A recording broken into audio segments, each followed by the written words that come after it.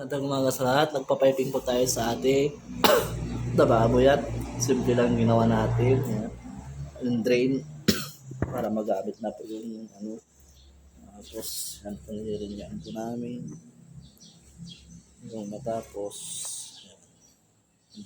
drain po kami pati sa CR. Nililit yun. Yan, titik-tik pa kayo sa CR. Nililit. Guys, okay na po yung drain na nagawa namin. Yan. Tignan natin yung drain niya sa baba.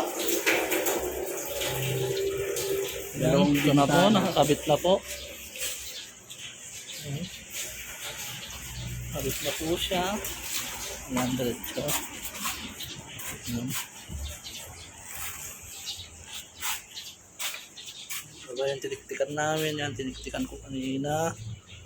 Ayan, okay na po siya. Ayan.